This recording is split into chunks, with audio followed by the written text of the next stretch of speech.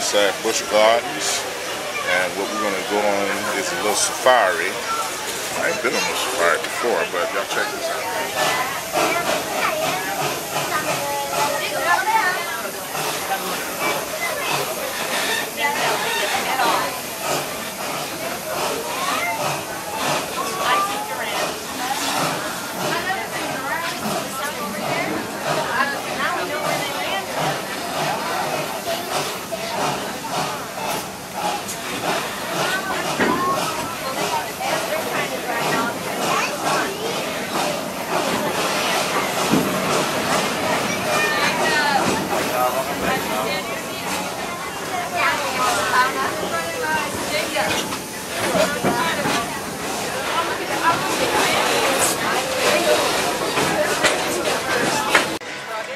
People, we're about to get up close and personal with these animals. We're going to reach out and touch nature. I wish I had a 3D camera, it'd be up in your face. A large adult male could weigh as much as 2,000 pounds.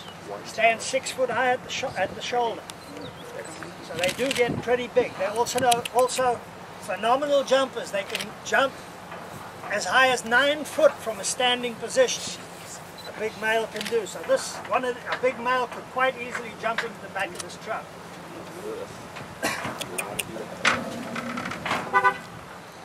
The giraffe approximately 17 feet high. They can get as high as or tall as 19 feet. And like I said earlier, sometimes they come, sometimes they don't. So we're just going to have to be patient.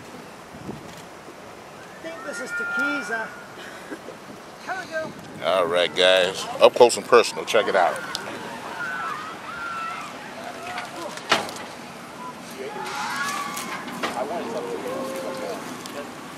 This one, yeah, up front is Cupid. It's okay to pet around the neck? Yeah, she doesn't mind you petting. There's a little tiny one.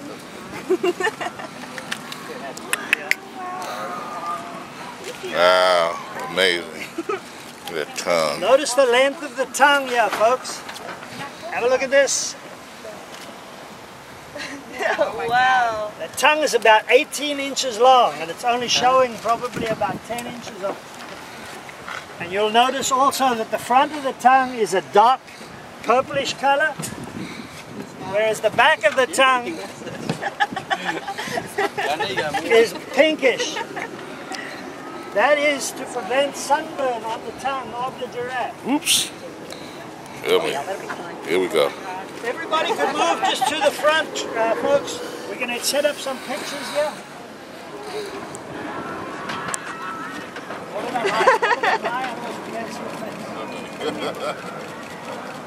Come on, buddy. Oh boy, oh. Nice. This is an interesting way. Have a look at this. Look at this. Let me see something. I wonder if they can play fetch. You don't have any baby. Sorry.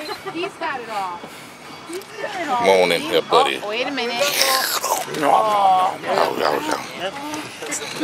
Folks, there's no 5-second rule, so if you see anything on the ground, you're welcome to pick it up and feed it. Start rubbing their horn up against a tree or a rock. Each rhino has a different shaped horn. Depends on how he wants to shape it, he or she wants to shape it. And it is the belief of many cultures in Asia, in Southeast Asia in particular. They believe that the rhino horn has medicinal value. So that's where the market is for it. Somebody who poaches a rhino in Southern Africa would probably get about $2,500 for a kilogram of that stuff, which a kilogram is approximately 2.2 pounds. The end user is paying more for an ounce of rhino horn ground up than what you would have to pay for an ounce of gold.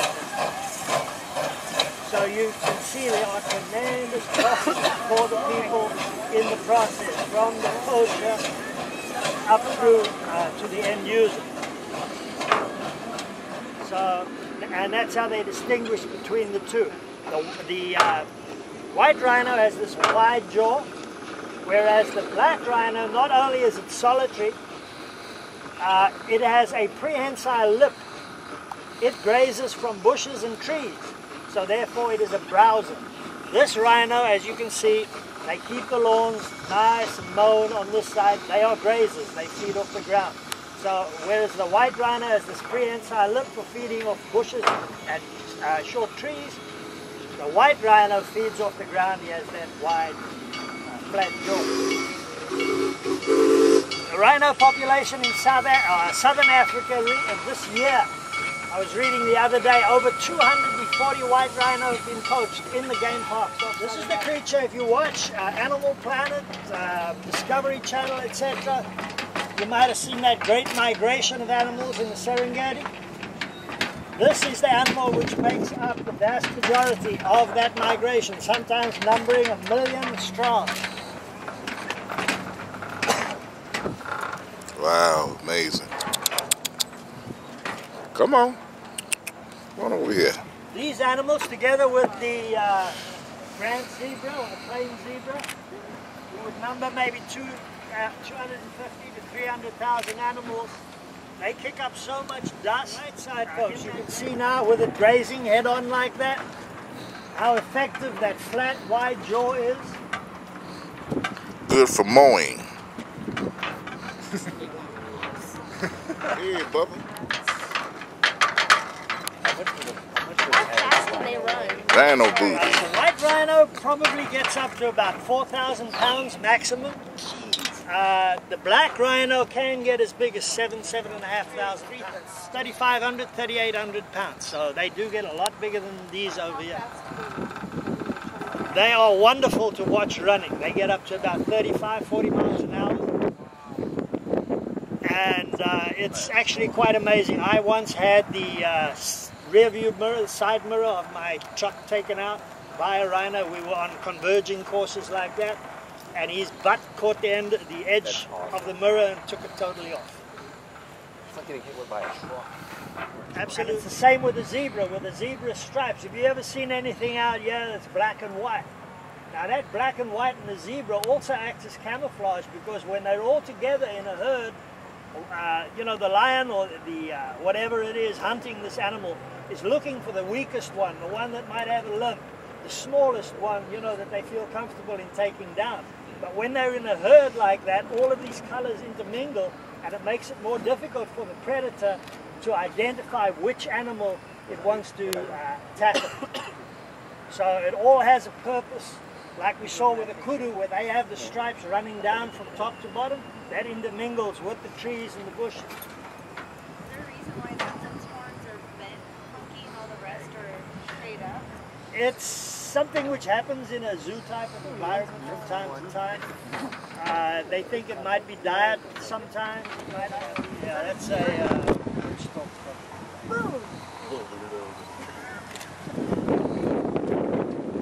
Oh, she's going to the other side. They named the car after this animal. That's right, it named the car after it.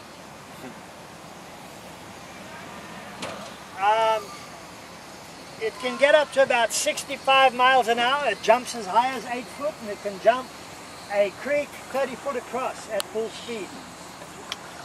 But anybody have any idea, any clue of why we call it the fast food? Have a look at its rear end.